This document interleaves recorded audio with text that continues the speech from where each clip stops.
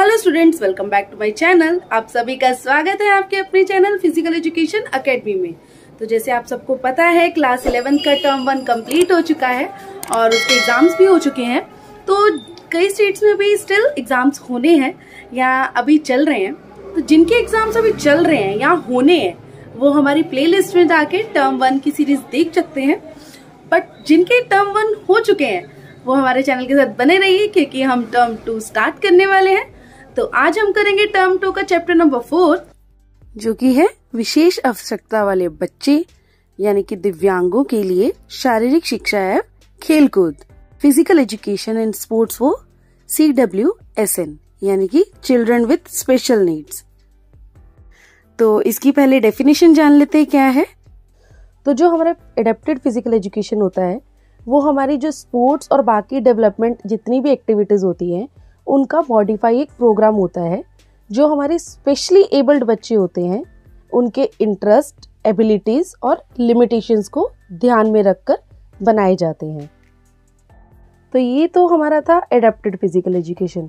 But अब थोड़ा सा इसका हिस्टोरिकल बैकग्राउंड देख लेते हैं कि क्या था, इसकी हिस्ट्री क्या है। तो अगर हम अपनी हिस्ट्री में थोड़ा सा पीछे जाएं तो इसके अलग अलग नाम सजेस्ट किए गए थे। तो जैसे इसका नाम पहले बताया गया था कि करेक्टिव फिजिकल एजुकेशन होना चाहिए, then remedial physical education, physical therapy, development physical education, then individual physical education. लेकिन फिर इसके बाद 1947 में जो आफर्ड इंस्टीट्यूट था उन्होंने इसका सबसे अच्छा नाम सुझाया, जो कि था हमारा एडेप्टेड फिजिकल एजुकेशन। तो अब जो एडेप्टेड फिजिकल एजुकेशन है बच्चों, वो हमारा फिजिकल एजुकेशन का ही एक पार्ट है।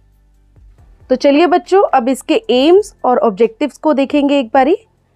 तो इसका जो मेन एम है वो स्टूडेंट्स के नीड्स और उसके इंटरेस्ट के अकॉर्डिंग मोटर स्किल और स्पोर्ट्स का एक स्कूल में प्रोग्राम बनाना है। नेक्स्ट एम देखेंगे, बच्चों को खेल के रूल्स हो गए, टेक्निक्स हो गई, टैक्टिक्स, उनके बारे में बताना या उन्हें समझाना, जिससे कि उनकी परफॉर्मेंस बढ़ सके। नेक्स्ट एम देखेंगे, बच्चों को सोशल स्किल, ग्रुप पार्टिसिपेशन और सोसाइटी में कैसे एक एक्टिव रोल वो अपना परफॉर्म कर सकते हैं उसे सिखाना।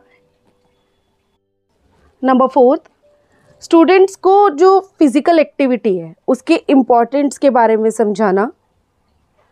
अगला जो एम है हमारा वो फिजिकल एजुकेशन में लाइक स्पोर्ट्समैनशिप होती है वो इनके अंदर जागरूक करना।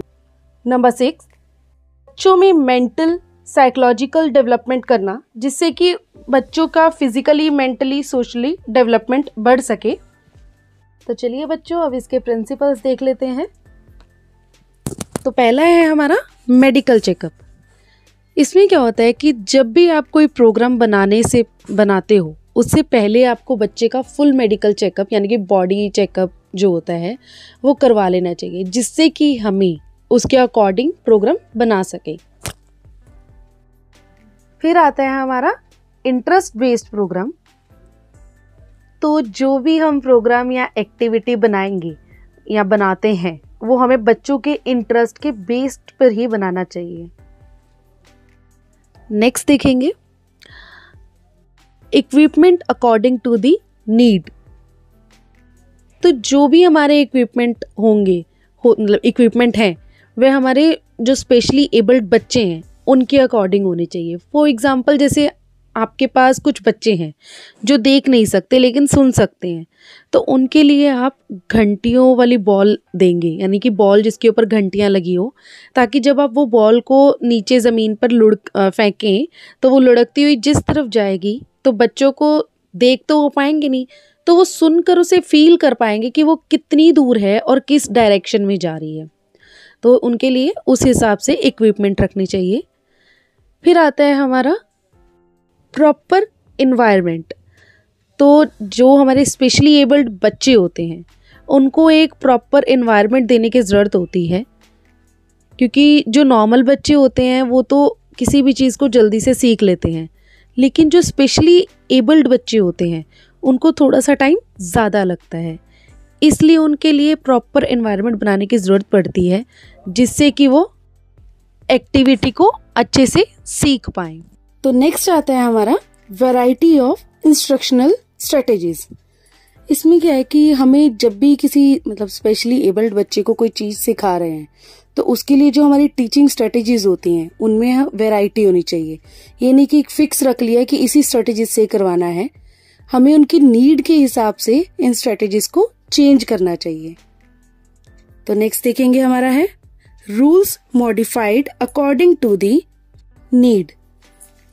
तो जो हमने बच्चों को गेम्स या एक्टिविटी करवा रहे हैं, हमें उसके रूल्स को फिक्स नहीं करना चाहिए, हमें उसमें थोड़े से मतलब उनकी नीड के अकॉर्डिंग उसको चेंजेस हो सके, उस मतलब इस तरह के रूल्स रखने चाहिए। और अगर जरूरत है तो उसके हमें चेंज भी कर देना चाहिए ताकि उसे उनका इंटरेस्ट बना रहे और वो उस चीज को इजीली सीख पाए। जो हमारा नेक्स्ट टॉपिक है वो है special Olympic Bharat. Special Olympic क्या होते हैं और स्पेशल ओलंपिक भारत क्या है, इनके बारे में एक बार ध्यान से पढ़ेंगे। एक बार पहले स्टार्ट करेंगे।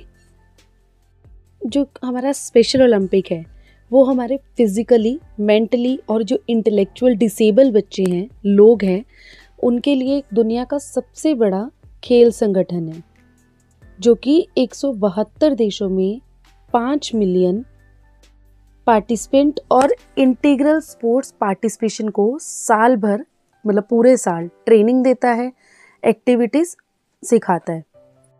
इसकी शुरुआत यूनियस कैनेडी स्ट्राइवर ने 1968 में वॉशिंगटन में की थी।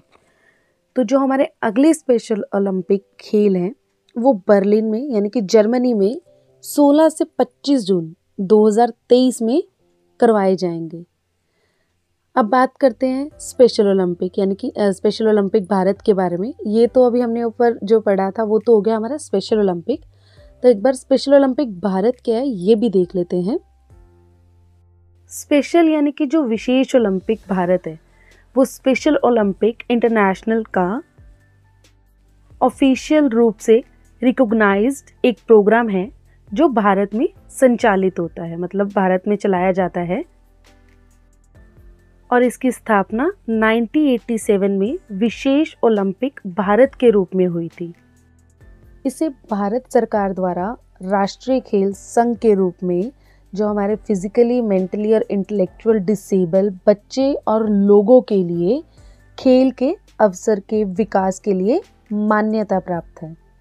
तो जो हमारा स्पेशल ओलंपिक है उसका स्पेशल ओलंपिक भारत है, उसका जो मेन एम है वो बौद्धिक रूप से यानी कि जो हमारे फिजिकली, मेंटली और इंटेलेक्चुअल डिसेबल बच्चे या लोग हैं उनको साल भर जितने भी मतलब जो उनके स्पोर्ट्स हैं उनकी ट्रेनिंग देना और ओलंपिक खेलों की तरह ही खेल के जो कॉम्पिटिशन्स हैं उसको ऑर्गेनाइज करवाना होता है। तो इन कार्यक्रमों के कारण ऐसे लोगों को अपने साहस की यानी कि जो अंदरूनी खुशी होती है उसका प्रदर्शन करने का अवसर प्राप्त होता है, जो उनके विकास के लिए एक तरह से बहुत ज़रूरी है। इसका एक और उद्देश्य है कि जो हमारे फिजिकली, मेंटली और इंटेलेक्चुअल डिसेबल बच्चे हैं या लोग हैं उनको समाज की मुख्य धारा में शामिल करना भी होता है। तो स्पेशल ओलंपिक भारत का एक लक्ष्य और भी है, तो एक बार वो देख लेते हैं। तो स्पेशल ओलंपिक भारत का मुख्य लक्ष्य जो हमारे स्पेशल, मेंटली और इंटेलेक्चुअल डिसेबल लोग और बच्चे हैं उनके लिए खेल की जो मतलब जो स्पोर्ट्स की ट्रेनिंग है और कॉम्पिटिशन्स हैं उसका आयोजन कराना होता है। तो स्पेशल ओलंपिक की एक शपथ भी है यानी कि ओथ भी है, तो एक बार उस पर ध्यान देंगे। मुझे जीतने दो, लेकिन यदि मैं जीत नहीं सकता तो मुझे प्रयास में बहादुर या वीर होने दो। एटलीस्ट मुझे कम से कम पार्टिसिपेशन तो करने दो, है ना। तो ये तो इसकी हो गई ओथ। तो इसकी एक बार उपलब्धियाँ देख लेते हैं क्या क्या है। स्पेशल ओलंपिक वर्ल्ड गेम्स 2019 में भारत ने 368 मेडल जीते थे। इसमें जो भारत ने मेडल जीते थे उसमें 85 गोल्ड मेडल थे, 154 हमारे ब्रॉन्ज मेडल थे और 129 हमारे सिल्वर मेडल थे। तो टोटल हमारे 368 मेडल जीते थे इंडिया ने। तो चलिए बच्चों अब बात कर लेंगे पैरा ओलंपिक गेम्स की। तो पैरा ओलंपिक गेम्स क्या है? जो पैरा ओलंपिक शब्द है वो ग्रीक भाषा के शब्द पैरा से बना है, जिसका अर्थ होता है समरूप यानी कि सिमिलर। इसलिए इसे पैरालंपिक खेलों को ओलंपिक खेलों के समान ही माना जाता है। तो जो पैरालंपिक खेल हैं हमारे, वो एक main international multi sports competition माने गए हैं, जिसमें अलग अलग जितने भी डिसेबल बच्चे होते हैं वो पार्टिसिपेट करते हैं। तो अब देख लेते हैं कि इनके फादर यानी कि क्रिएटर कौन है। तो वो है हमारे डॉक्टर गटमैन। तो जब पैरा ओलंपिक्स है 1960 में जब ये हुए थे, तब इसमें 400 एथलीट ने भाग लिया था और वो 23 कंट्रीज़ में से जो डिसेबल बच्चे थे उनमें से आए थे। लेकिन 2012 तक आते आते इसमें 100 से भी ज़्यादा देशों के जो डिसेबल बच्चे थे उन्होंने पार्टिसिपेट करा। इसके बाद इसे व्यवस्थित रूप से चलाने के लिए 22 सितंबर 1989 को वान नाम की एक जगह है जर्मनी में, वहाँ पर इसकी इंटरनेशनल पैरालंपिक कमेटी की स्थापना हुई। तो जो पैरा ओलंपिक अभियान था उसका जो मेन ऑब्जेक्टिव था वो हमारा था स्पिरिट इन मोशन। तो ये तो बात चल गई हमारी पैरा ओलंपिक्स की। तो अब इसे देख लेते हैं कि इसकी ओपनिंग सेरेमनी कैसे होती है। तो इसकी ओपनिंग सेरेमनी में जो हमारी होस्ट कंट्री होती है वो क्या करती है, सबसे पहले फ्लैग होस्टिंग करती है। देन उसके बाद उस कंट्री का जो राष्ट्रीय गीत होता है फिर वो गाया जाता है। देन उसके बाद जितनी टीम होती हैं वो सब मार्च पास्ट करते हुए स्टेडियम में आती हैं। उसके बाद जो हमारी होस्ट कंट्री होती है उसके जो प्लेयर्स होते हैं वो सबसे आखिरी में होते हैं, सबसे लास्ट टीम होती है उनकी। देन उसके बाद बच्चों इसका कल्चर प्रोग्राम होता है। उसके अंत में जो पैरालंपिक की मशाल होती है उसको स्टेडियम में लाकर पैरालंपिक की जो ज्योति को जलाया जाता है। अब तो ये बात हो गई हमारी ओपनिंग सेरेमनी की। तो ओपनिंग हुई है तो क्लोजिंग भी होगी। तो अब इसकी क्लोजिंग सेरेमनी जान लेते हैं कैसी होती है। इसकी क्लोजिंग सेरेमनी में बच्चों सबसे पहले तो जितनी भी हमारे कंट्रीज़ मतलब जितने भी हमारे प्लेयर्स आए होते हैं अलग अलग कंट्रीज से, वो सब एक साथ स्टेडियम में पहले एंटर करते हैं। देन जो हमारा पैरालंपिक का फ्लैग है उसे उतारा जाता है। देन जो हमारी पैरालंपिक की ज्योति थी यानी कि जो मशाल होती है उसको बुझाकर पैरालंपिक खेलों की समापन यानी कि क्लोजिंग सेरेमनी की घोषणा की जाती है। तो अब जान लेते हैं कि जो इंडिया की परफॉर्मेंस थी हमारी पैरालंपिक में क्या रही है। तो जो टोक्यो में पैरालंपिक हुए थे उसमें इंडिया ने सबसे बेस्ट परफॉर्मेंस दी थी, जो उन्होंने एक तरह से नया इतिहास बना दिया था इतिहास रचा जिसे कहते हैं वो किया था। क्योंकि इसमें 5 गोल्ड मेडल, 8 सिल्वर मेडल और 6 ब्रॉन्ज मेडल उन्होंने जीते थे। और जो टोटल अगर कंट्रीज़ में देखें तो उनका 24th नंबर पे नाम था। तो ये तो हो गए हमारे पैरालंपिक्स। अब इसके बाद जो हमने देखना है वो हमारा है डेफ ओलंपिक्स। अब बात करेंगे डेफ ओलंपिक्स की कि डेफ ओलंपिक्स होता क्या है। सबसे पहले ये जान लेते हैं। तो बच्चों डेफ ओलंपिक क्या होता है, जो हमारे बच्चे डिसेबल बच्चे होते हैं और जो या लोग कह लो जिन्हें सुनाई नहीं देता, ये जो स्पोर्ट्स हैं कंपटीशन होते हैं ये उनके लिए बनाया गया है। तो ये डेफ ओलंपिक्स बनाया किसने है, तो ये हमारा इंटरनेशनल ओलंपिक कमेटी ने बनवाया है। तो ये जो डेफ ओलंपिक्स हैं ये हमारे ICSD के थ्रू करवाए जाते हैं। अब ये ICSD क्या है, तो ICSD हमारा international committee of sports for the deaf है। तो जो पहले ओलंपिक हुए थे वो 1924 में हुए थे। तो इसका जो मोटो था हमारा वो था इक्वलिटी थ्रू स्पोर्ट्स। ठीक है, अब ये क्या है, हर 4 साल बाद करवाए जाते हैं। तो जो रीसेंट हमारे समर डेफ ओलंपिक हुए हैं वो 2017 में हुए हैं तुर्की में, और जो विंटर ओलंपिक्स हुए हैं वो 2019 में हुए हैं हमारे इटली में। जो 2017 में समर ओलंपिक्स हुए थे उसमें अब हम इंडिया का क्या रोल था, मतलब कि कहाँ पर परफॉर्म कितना कहाँ पे स्टैंड किया था उन्होंने। तो उनका गोल्ड 1 था, सिल्वर भी 1 था और ब्राउन्स 3 मेडल थे।